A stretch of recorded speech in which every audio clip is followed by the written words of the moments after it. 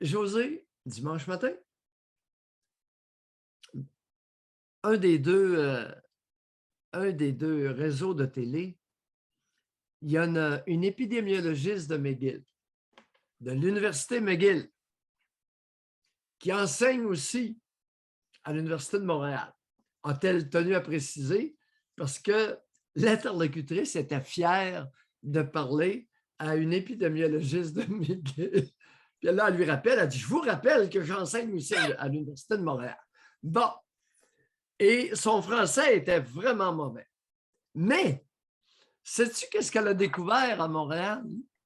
José,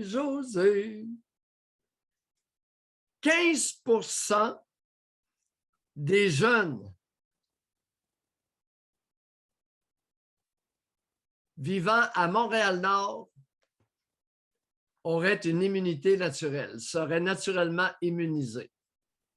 OK. Chez le peuple, 15%. Montréal-Nord, moi, ça ne me dit rien. Tous ceux qui vivent à l'extérieur de la région de Montréal ne savent pas ce que c'est Montréal-Nord. Écoute, je m'en confesse, je ne sais pas. On me dit que c'est un milieu pauvre.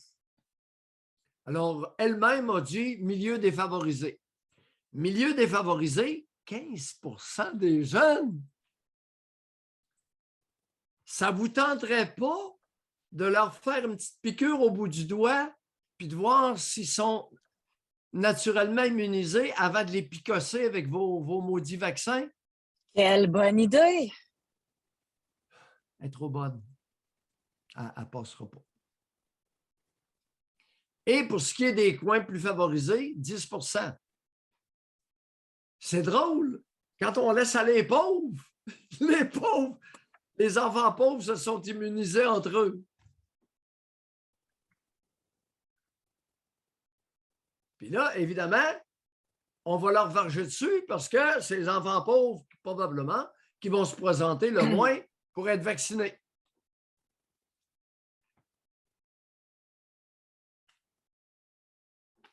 Doc, de l'ANSET, c'est Oui. bon ça?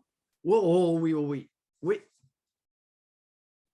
Ils ont sorti de quoi qui n'a pas été repris beaucoup, mais ils ont sorti un article disant la stigmatisation là, des gens non vaccinés n'est pas justifiée. C'est le titre. OK? Et là, ça dit... Où tu as pigé ça, cet article-là, toi? Moi, là, je me fais... Oui. les gens me partagent ça, là. OK. Puis là, ça dit il existe de plus en plus de preuves que les personnes vaccinées continuent à jouer un rôle important dans la transmission. Il est donc faux et dangereux de parler d'une pandémie de personnes non vaccinées.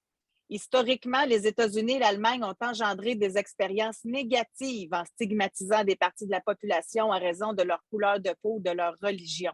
Il ne faut donc pas stigmatiser de manière inappropriée les personnes non vaccinées, parmi lesquelles se trouvent nos patients, nos collègues et d'autres concitoyens, et à faire des efforts supplémentaires pour rassembler la population.